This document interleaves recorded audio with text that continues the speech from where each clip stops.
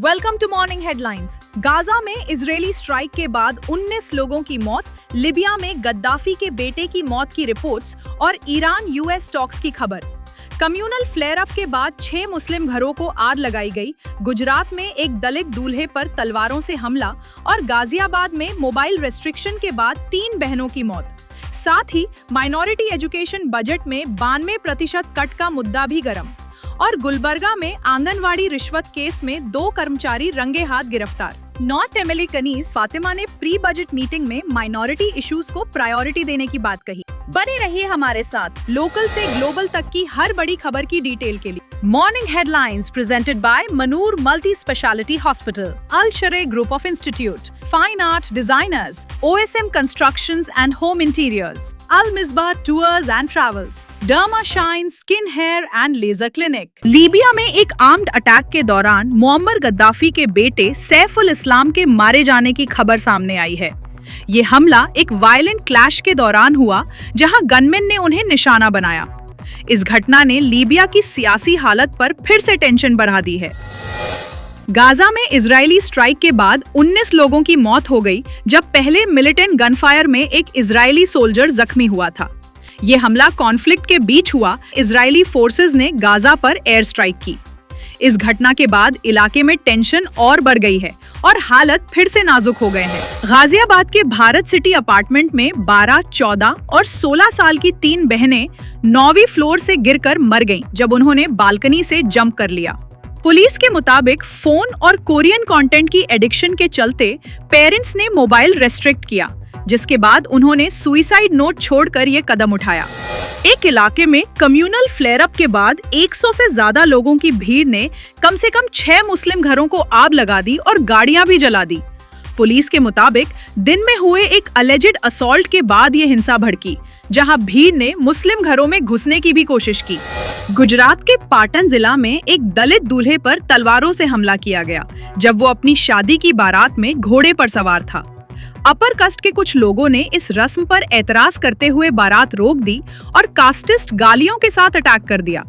Video viral होने के बाद इस घटना पर तेजी से निंदा हो रही है और पुलिस एक्शन की डिमांड उठ रही है। रिपोर्ट्स के मुताबिक जेफरी एप्स्टीन ने एक कतारी बिजनेसमैन से कहा था कि दोहा को भी इजराइल के लिए गाना और नाचना चाहिए, जिससे नया डिप्लोमेटिक और पॉलिटिकल कंट्रोवर्सी खड़ा हो गया। ये बात एक लीक्ड कॉन्वर्सेशन में सामने आई, जिसने मिडिल ईस्ट पॉलिटिक्स और इजराइल रिलेशंस पर फिर से बहस छेड़ दी है। ईरान और अमेरिका के दरमियान फ्राइडे को ओमान में टॉक्स होने का दावा ईरानियन मीडिया ने किया है, जहां दोनों मुल्क टेंशन्स के बीच नेगोशिएशंस करने वाले हैं। रिपोर्ट्स के मुताबिक ये मीटिंग 6 फरवरी को होगी, लेकिन ओमान और यूएस ने अब तक ऑफिशियल कंफर्मेशन नहीं दी है। वेस्ट एशिया में ईरान को लेकर नई जियोपॉलिटिकल टेंशन बढ़ रही है, जहां चाइना और रूस के साथ स्ट्रैटेजिक पार्टनरशिप अमेरिका के लिए बड़ी चैलेंजेस बन रही है। रिपोर्ट्स के मुताबिक ईरान के पोर्ट्स और एनर्जी रिसोर्सेज चाइना रूस को रीजन में स्ट्रॉन्ग फुटहोल्ड दे रहे हैं, जिससे यूएस का इन्फ्लुएंस कम होने का खतरा बताया जा रहा है। एक्सपर्ट्स का कहना है कि इसी वजह से वेस्ट एशिया अब एक नया ग्लोबल पावर बैटल ग्राउंड बन रहा है। मक्का के हीरा कल्चरल डिस्ट्रिक्ट के होली कुरान म्यूजियम में दुनिया का सबसे बड़ा हैंड रिटन कुरान डिस्प्ले पर रखा गया है, जो 312 बाय 220 सेंटीमीटर का और 700 पेजेस पर मुश्तमिल है। ये 16th सेंचुरी के हिस्टोरिक कुरान की मैग्निफाइड रिप्रोडक्शन है, जिसे गिनेस वर्ल्ड रिकॉर्ड्स ने वर्ल्ड्स लार्जेस्ट कुरान तस्लीम किया है। श्रीनगर के MP आगा सैयद रूहुल्लाह मेहदी ने कहा, हिंदू राष्ट्र पहले से ही मौजूद है, क्योंकि हमारी कल्चर, हमारी आइडेंटिटी और हमारा इबादत का हक निशाने पर है। उनके मुताबिक ये हालात माइनॉरिटीज के लिए एक बड़ी तशवीश का सबब बन चुकी है। इंडियन यूनियन मुस्लिम लीग MP हारिस बीरन ने कहा कि यूनियन गवर्नमेंट ने माइनॉरिटी एजुकेशन का बजट 678 करोड़ रुपए से घटाकर सिर्फ 55 करोड़ रुपए कर दिया, जो तकरीबन 92% कट है। उनके मुताबिक इस बड़े बजट कट से माइनॉरिटी तालबा की तालीम और स्कॉलरशिप्स पर सीधा असर पड़ेगा। वेस्ट बंगाल की CM ममता बनर्जी ने इलेक्शन कमीशन को व्हाट्सएप कमीशन बताते हुए सुप्रीम कोर्ट से डेमोक्रेसी बचाने की अपील की। सीएम ममता बनर्जी ने सुप्रीम कोर्ट में कहा कि 58 लाख लोगों के नाम वोटर लिस्ट से हटा दिए गए और जिंदा लोगों को भी डेड डिक्लेयर किया जा रहा है। उनका कहना है कि वोटर लिस्ट रिवीजन प्रोसेस से आम लोगों के वोटिंग राइट्स पर असर पड़ रहा है, इसलिए एससी से तुरंत दखल देने की मांग की गई। हैदराबाद में एआईएमआईएम लीडर पाशा कादरी के जनाजे में हजारों लोगों ने शिरकत करके उन्हें आखिरी सलाम पेश किया। जनाजे में पार्टी लीडर्स, सपोर्टर्स और आम लोग बड़ी तादाद में मौजूद रहे, जहां उनकी सियासी और सामाजिक खिदमतों को याद किया गया। शहर के मुख्तलिफ इलाकों से लोग जनाजे में शामिल हुए और उनकी मगफिरत के लिए दुआ की। दिल्ली के कॉन्स्टिट्यूशन क्लब में एक पब्लिक हियरिंग रखी गई, जहां लॉयर्स, एमपीएस और एक्टिविस्ट ने माइनॉरिटी के इबादत गाह पर बढ़ते हमलों पर चिंता जताई। मीटिंग में मॉस्क्स, चर्चेस और गुरुद्वारास पर वायलेंस और हेट स्पीच के इंसिडेंट्स उठाए गए और सरकार से मजबूत प्रोटेक्शन की डिमांड की गई। स्पीकर्स ने कहा कि कॉन्स्टिट्यूशन के तहत रिलीजियस फ्रीडम बचाने के लिए तुरंत एक्शन लेना जरूरी है। तेलंगाना में मार्जिनलाइज्ड कम्युनिटीज के खिलाफ होने वाले हेट क्राइम्स स्पॉन्टेनियस नहीं बल्कि प्लान्ड और सिस्टमैटिक नेचर के होने की बात एक रिपोर्ट में कही गई है।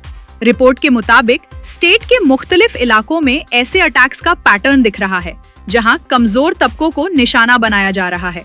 एक्टिविस्ट ने सरकार से डिमांड की है कि ऐसे इंसिडेंट्स पर सख्त एक्शन लेकर विक्टिम्स को इंसाफ दिलाया जाए। गुलबर्गा नॉर्थ एमएलए कनीज फातिमा ने pre budget minority welfare consultation में उलेमा, स्कॉलर्स और माइनॉरिटी रिप्रेजेंटेटिव्स के साथ हिस्सा लिया, जहां मिनिस्टर जमीर अहमद खान और रहीम खान भी मौजूद थे। मीटिंग में माइनॉरिटी कम्युनिटीज के लंबे अरसे से पेंडिंग मसाइल को आने वाले बजट में प्रायोरिटी देने पर जोर दिया गया। एमएलए ने कहा कि इन अहम मुद्दों को बजट में शामिल करके फैसलाकुन एक्शन लिया जाएगा।